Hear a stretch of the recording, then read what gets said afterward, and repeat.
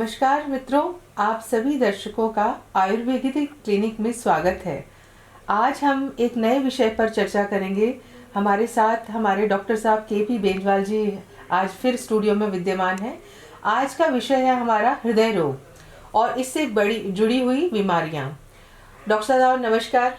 नमस्कार। डॉक्टर साहब, आज हमारे पास एक विषय फिर से आया है, हृदय रोग के बारे में दर्शक जानना चाहेंगे। तो मेरा एक प्रश्न है आपसे, हृदय रोग जो कि आजकल बहुत तौर पर पाया जा रहा है, काफ़ी लोगों में हृदय रोग की मुख्यता पाई जा रही है, इसका क्या कारण हो सकता है? आजकल हृदय रोग जो बढ़ रहा है, इसका आयुर्वेदिक शास्त्र में जो लिखा है वो स्पष्ट है कि जो लोग निरंतर अत्यधिक गर्म पदार्थों का सेवन करते हैं, गुरु पदार्थों का भोजन करते हैं, जो लोग श्रम ज़्यादा करते हैं, अभिघात छाती पर या पीठ पर अभिघात चोट लग जाती है अध्यसन करने से, और अधारणीय वेगों को रोकने से, जैसे छींक आ रही है, जमाई आ रही है, भूख प्यास मलमूत्र, इन वेगों को रोकते हैं, उन लोगों को अधिकतर हृदय रोग की उत्पत्ति ज़्यादा होती है। जी डॉक्टर साहब, मेरा दूसरा प्रश्न था, हृदय रोग कितने प्रकार के होते हैं? क्योंकि हमारे को ये जानना ज़रूरी है कि हमारे को किस प्रकार का हृदय रोग है, तो प्लीज़ दर्शकों को बताएं।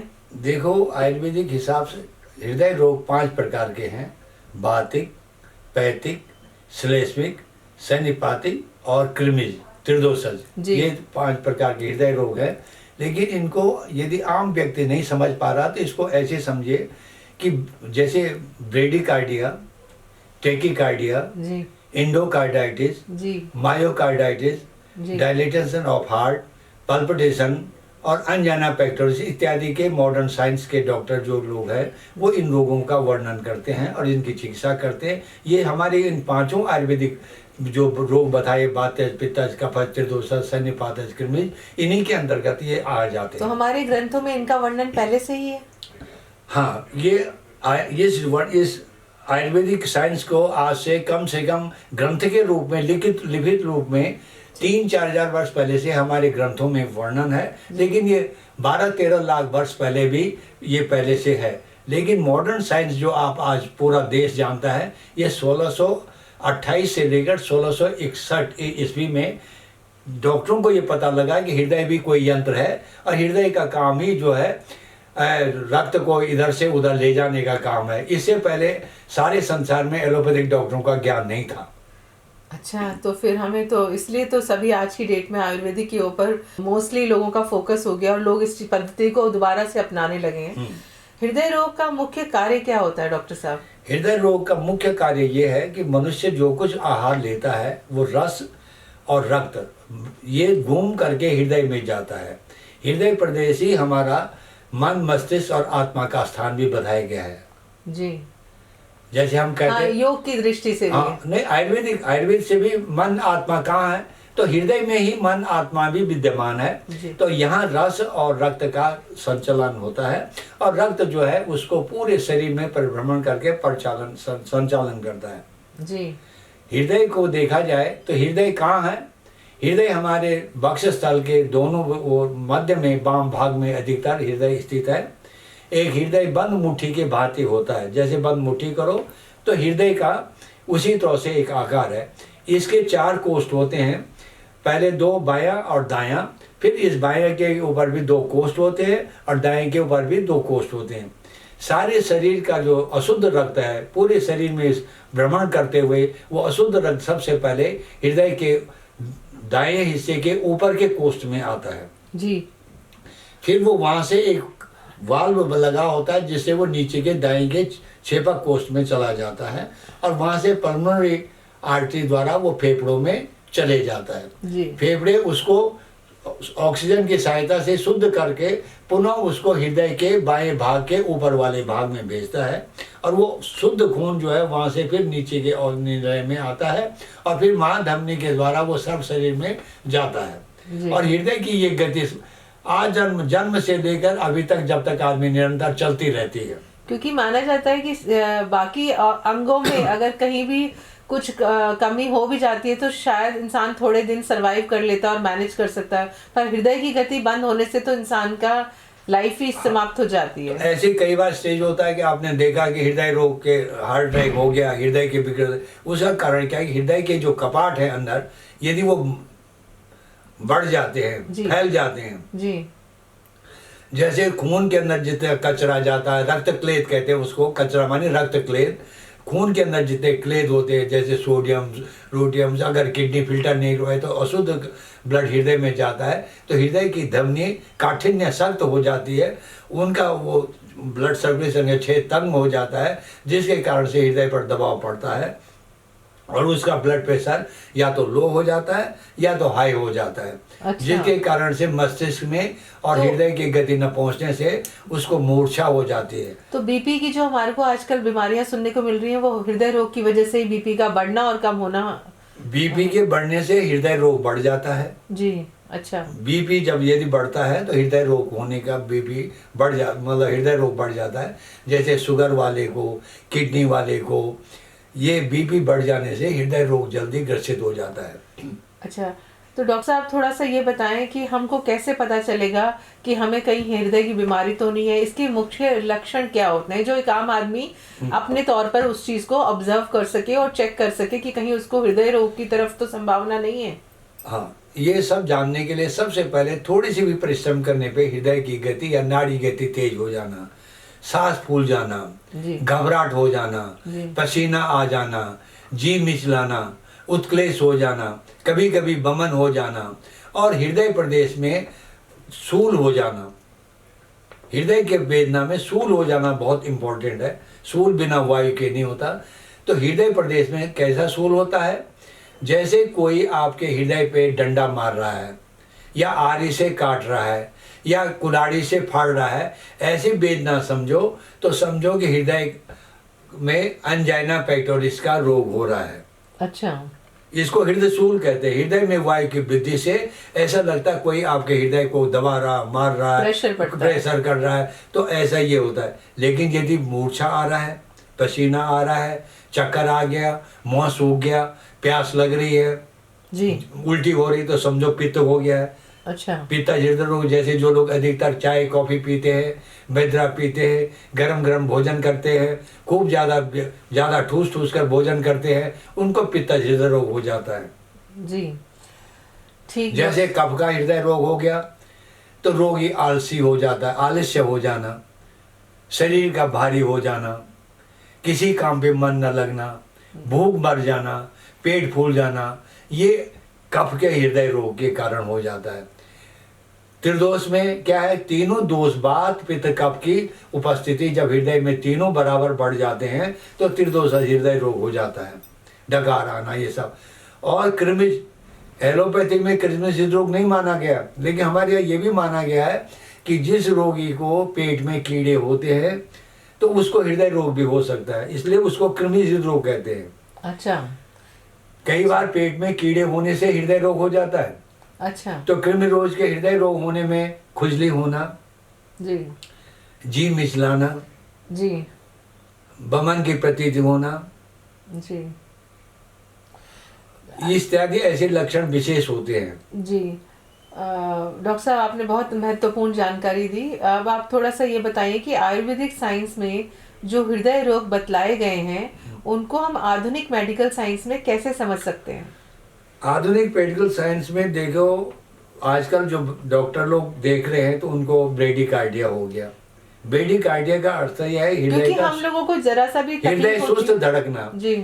जो हृदय की गति मानित आवश्यकता से कम हो गई है, बीपी लो हो गया, नाड़ी गति क्षीण हो गई है, आपका मॉनिटर बिल्कुल काम नहीं कर रहा, तो हृदय सुस्त हो गया जी। तो हृदय को पंप देना पड़ता है, हार्ट पे बीट करना पड़ता है, हाथ पैर मसलो, कुछ गर्म करो, उष्मा करो, तो उस पे हृदय को तेज करना। तो हृदय को ब्रेडिकार्डिया में हृदय सुस्त धड़कना, टेकिकार्डिया में हृदय तेज धड़कना। अच्छा। तो इनकी चिकित्सा भी अलग अलग ढंग से होगी, एक ही चिकित्सा सभी रोग के लिए नहीं होगी। मतलब जो जनरली हम कहते हैं हार्ट की प्रॉब्लम हो गई तो एक ही चिकित्सा समझते हैं। नहीं, जैसे आयुर्वेद में अगर किसी को पित्त हृदय रोग है तो हमको उसमें चंदनम शीतलम तिक्तम हृदय विष्णासनम, हमने चंदन का, गुलाब का, छोटी इलायची का, बंसलोचन का, मिश्री का, अगर हम ऐसे करके या पटोल पत्र का ऐसे इन चीज़ों का पाउडर बनाकर प्रयोग करें तो हृदय रोग नहीं होगा। यदि आदमी के हृदय रोग सुस्त हो गया, कफ से भारी हो गया, उसको नागर मानी सूंठ, सूंठ है, बड़ी इलायची है, वहाँ बड़ी इलायची आ जाएगा।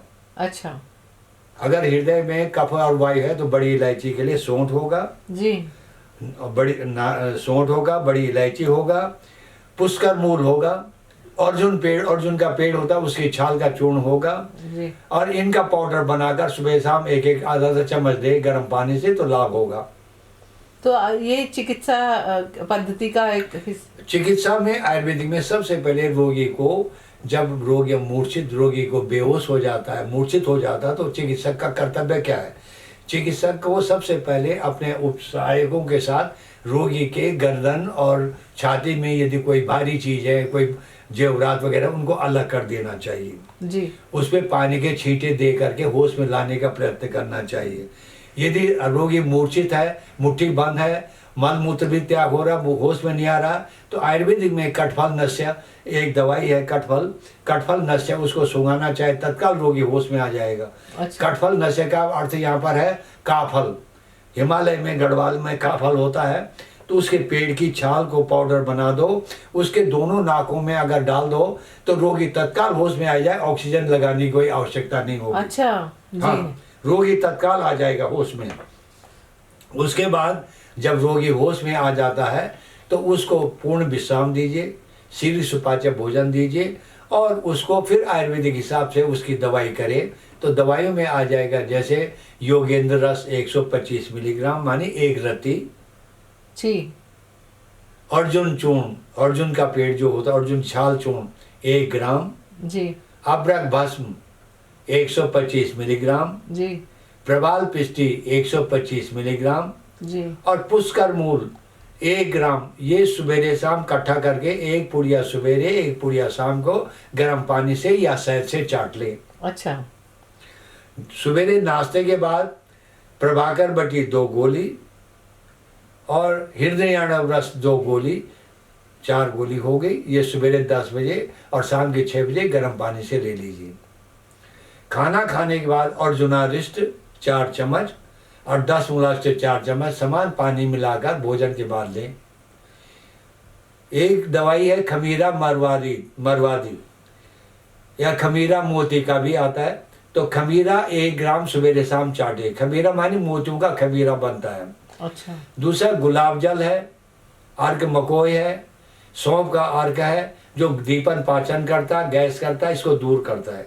लेकिन यदि पित्ताशय रोग है तो योगेंद्र रस के साथ स्वर्ण सूत से का रस 125 मिलीग्राम मिलाओ। गिलोय सत्व 200 मिलीग्राम से 400 मिलीग्राम तक मिलाइए। चंदन चूर्ण 500 मिलीग्राम मिलाइए और उसमें छोटी इलायची का पाउडर चूर्ण 2 रत्ती मिलाइए। ये सवेरे शाम आप पानी से दीजिए तो हृदय के पित्ताशय हृदय रोग में लाभ मिलेगा। बिल्कुल। या जो चंदन आप पूजा करते हैं, चंदन को पत्थर में भी सिला घुस लिया तो 1 चम्मच सवेरे शाम चाट दीजिए मिश्री मिला करके, वो भी बहुत अच्छा लाभ करेगा। अच्छा, बिल्कुल। तो डॉक्टर साहब, ये तो आपने हमें उपाय बता दिए कि हम कैसे किस तरीके से अपने हृदय रोग को से होने वाली बीमारियों को रोक सकते हैं। तो आप कुछ ऐसा भी बताएं, कोई पथ्य बताएं जिससे कि हम ये बीमारियों को अपने तक आने ही ना दें और अपने दिनचर्या में उन चीज़ों का पालन करें। हृदय रोग से बचने का एक उपाय है कि प्रातः उषा काल जल्दी शीघ्र उठना, सूर्योदय से 2 घंटे पहले उठना और रात्रि का भोजन 7-8 बजे के आसपास कर लेना चाहिए, 8 बजे से पहले कर ले। अच्छा, तो मतलब जनरली हम लोग क्या कि आजकल की हमारी लाइफस्टाइल ऐसी है कि जिसमें हम 11 बजे 10 बजे लेट तक डिनर करते हैं लोग आजकल। तो आयुर्वेद क्या कहता है कि हमारा भोजन का समय निश्चित होना चाहिए? आयुर्वेद में भोजन का काल निश्चित है जी। आयुर्वेद में जिसको आप ब्रेकफास्ट कहते हैं उसके लिए कलेवा शब्द आया, कलेवा। जी। तो हम लोग कहते हैं नाश्ता कर लो। जी। तो इसका काल है सवेरे जब आदमी ब्रह्म मुहूर्त में उठता है तो शौच इत्यादि से त्याग करके दंत धावन स्नान इत्यादि करने के बाद तत्काल उसको ब्रेकफास्ट चाहिए होता है। पुरानी परंपरा हमारी ये थी 9 बजे तक नाश्ता कर लेना चाहिए, तत्पश्चात अपने कहीं जाना काम पर इधर उधर, ये शास्त्रोक्त है। जी। और कहीं भी जाओ 3 घंटे 4 घंटे, चाहे खेत पे जाओ चाहे कहीं अपने काम पे जाओ पढ़ाए, तो लौट कर जब आओ तो 12-1 बजे के आसपास लंच हो जाना चाहिए। जी। यदि आप 2 बजे 3 बजे लंच कर रहे हैं तो ये शास्त्र निषेध है, ये हृदय रोग को पैदा करता है। 1 बजे से पहले दिन का लंच होना चाहिए। और सायंकाल का जो भोजन है सूर्य अस्त होने पर संध्या उपासना करने के बाद शाम 7-8 बजे तक रात्रि का भोजन हो जाना चाहिए। अब भोजन में क्या होगा कि शीघ्र सुपाच्य भोजन। पहले जमाने में भोजन अपने गरीबी हो या विपत्ति हो, रईस हो, अपने घर के आधार पर ही बनता था। कोई आदमी किचन के बाहर खाना नहीं खाते थे। तो आप भोजन नपातुला जो खाते शीघ्र सुपाच्य, उसमें कोई मिलावट नहीं होती थी जी। तो भोजन में आपने रोगी को या मनुष्य को जैसे शीघ्र सुपाच्य भोजन का अर्थ क्या है कि जो पचने वाला रोटी है, घिया है, टिंडा है, तोरी है, मूंग की दाल है, दलिया है, खिचड़ी है, मूंग का यूस है, कुल्थी की दाल है, पटोल पत्र पानी परवल है, ये पेठा है। पेठा भी हृदय रोगी के लिए बहुत अच्छा है। जी। जो पेठा की मिठाई आती है, हाँ बल्कि ये मिठाई के बजाय हृदय रोगी को पेठा की मिठाई खानी चाहिए। अच्छा सर। और कुल्थी की दाल गहत जो उत्तराखंड में बहुत ज़्यादा लोग प्रयोग करते हैं, इसलिए वहाँ के लोगों को हृदय रोग नहीं होता था। पहले ज़माने के लोग गहत खूब खाते थे, अब वो देखने को नहीं मिलता, तो सब लोग नए किस्म का भोजन कर रहे हैं तो हृदय रोग से ग्रसित हो गए। कुल्थी का सूप जो है न तो किडनी पथरी बनते, न हृदय के कपाटों को चर्बी इकट्ठा कर दे, ये चर्बी पिघलाती है। अच्छा, तो डॉक्टर साहब आपने आज हमें बहुत महत्वपूर्ण जानकारी दी हृदय रोग से संबंधित। तो हृदय रोग में जो भी आजकल हमारे दिनचर्या और लोगों के बीच में हृदय रोग की अत्यता बढ़ती जा रही है, तो हम चाहेंगे डॉक्टर साहब द्वारा बताए गए नुस्खों को हम ध्यान में रखते हुए अपना आपके जो द्वारा हमारे को इम्पॉर्टेंट पॉइंट्स और टिप्स मिले हैं उनका ध्यान रखते हुए अपने दिनचर्या में इस्तेमाल करें। डॉक्टर साहब आपका बहुत बहुत धन्यवाद। अगले समय हम फिर आएंगे किसी नए सब्जेक्ट को लेकर, और आपके लिए जो महत्वपूर्ण समय आपने हमें दिया उसके लिए धन्यवाद। नमस्कार।